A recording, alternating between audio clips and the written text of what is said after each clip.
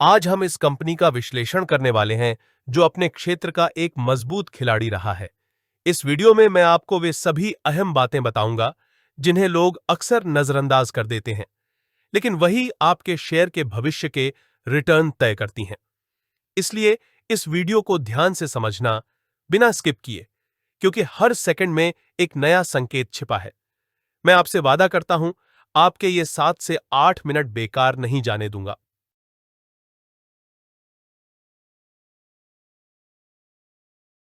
यह कंपनी की प्रोफाइल है जिसमें कंपनी की मार्केट कैप वैल्यू और अन्य चीजों को दर्शाया गया है। कंपनी के स्टॉक की वैल्यू में होने वाले बदलाव को ग्राफ के माध्यम से देख सकते हैं और इससे अंदाजा लगाया जा सकता है कि कंपनी के स्टॉक वैल्यू में कितना फेरफार हुआ है। अब यहां पर कंपनी ने पिछले 1 साल में, पिछले 5 सालों में और शुरुआत से अभी तक कितना रिटर्न्स दिया है वह दर्शाया गया है।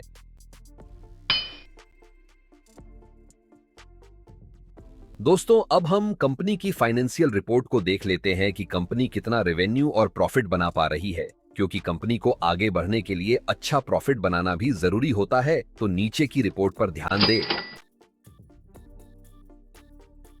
नीचे कंपनी की ईपीएस यानी अर्निंग्स पर शेयर की रिपोर्ट दी गई है, जो कि अगर लगातार बढ़ रही है तो अच्छा माना जाता है, तो इसका अवलोकन करें। नीचे कंपनी की डीपीएस यानी डिविडेंड पे आउट रेशियो को दर्शाया गया है। नीचे कंपनी की एसेट्स रिपोर्ट यानी कंपनी की संपत्ति की कीमत में होने वाले बदलाव को दर्शाया गया है, जिससे हम यह समझेंगे कि कंपनी समय के साथ अपनी संपत्ति को बढ़ा रही है या कम कर रही है। नीचे कंपनी की कैपिटल एक्सपेंडिचर्स की रिपोर्ट को दर्शाया गया है, जो अगर समय के साथ बढ़ता है तो यह कंपनी की ग्रोथ के लिए अच्छा माना जाता है।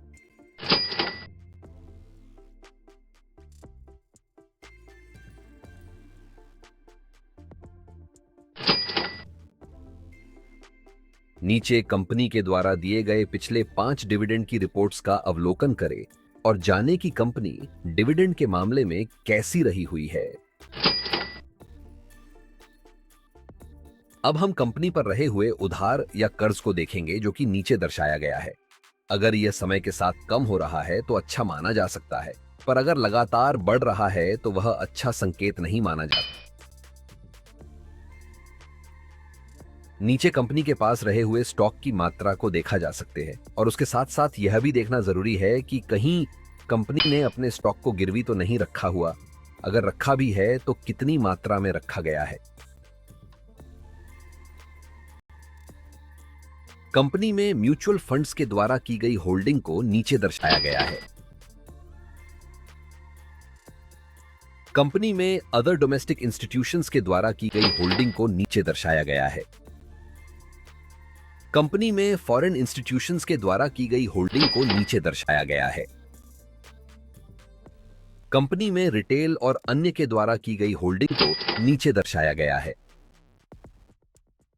पिछली रिपोर्ट्स के अनुसार कंपनी में बड़े इन्वेस्टर्स कितनी मात्रा में रहे हुए हैं, उसके हिसाब से यहां हम रेटिंग देंगे, क्योंकि अगर कंपनी में ज्यादा मात्रा में बड़े इन्वेस्टर्स रहे हुए हैं तो वह एक अच्छा संकेत माना जाता है, और अगर न के बराबर ही रहे हुए हैं तो वह एक अच्छा संकेत नहीं माना जाता। कंपनी में कुछ पॉपुलर प्लेटफॉर्म के द्वारा बताए गए रिस्क को नीचे दर्शाया गया है।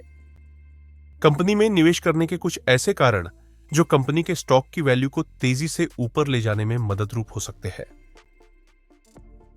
Diversified business Vedanta mining, oil, gas, power, aluminium, zinc जैसे कई सेक्टर्स में काम करती है, रिस्क कम होता है। स्ट्रॉन्ग कमोडिटी प्लेयर, मेटल और नेचुरल रिसोर्सेज की डिमांड बढ़ने पर कंपनी को फायदा मिलता है। ग्लोबल प्रेजेंस सिर्फ इंडिया ही नहीं, विदेशों में भी ऑपरेशंस हैं, जिससे ग्रोथ के चांस बढ़ते हैं। High dividend paying stock regularly अच्छा डिविडेंड देती है, लॉन्ग टर्म इन्वेस्टर्स को स्टेडी इनकम मिलता है। एक्सपेंशन प्लान्स फ्यूचर प्रोजेक्ट्स और कैपेसिटी बढ़ाने पर फोकस है, जिससे आगे अर्निंग्स इंप्रूव हो सकती हैं। अब हम कंपनी में निवेश करने के कुछ नुकसान और रिस्क को देखते हैं।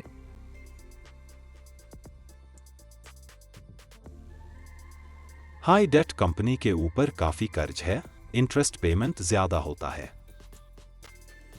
कमोडिटी प्राइस रिस्क, मेटल और ऑयल की कीमतें गिरने पर सीधा असर रेवेन्यू और प्रॉफिट पर पड़ता है। रेगुलेटरी एनवायरनमेंटल इश्यूज, माइनिंग और ऑयल बिजनेस में लीगल एनवायरनमेंटल क्लियरेंस की प्रॉब्लम कभी-कभी ग्रोथ रोक सकती है। ऊपर की सभी रिपोर्ट्स का अवलोकन करने के बाद 5 स्टार में से दी गई रेटिंग को नीचे दर्शाया है, जो आपको कुछ निर्णय लेने में मदरूप हो सकते हैं। तो आपको इस कंपनी के स्टॉक के बारे में क्या कहना है, हमें कमेंट जरूर करें। दोस्तों, स्टॉक से जुड़ी नई जानकारी के लिए चैनल को सब्सक्राइब करें और आप कौन से स्टॉक पर वीडियो देखना चाहते हैं, हमें कमेंट करें।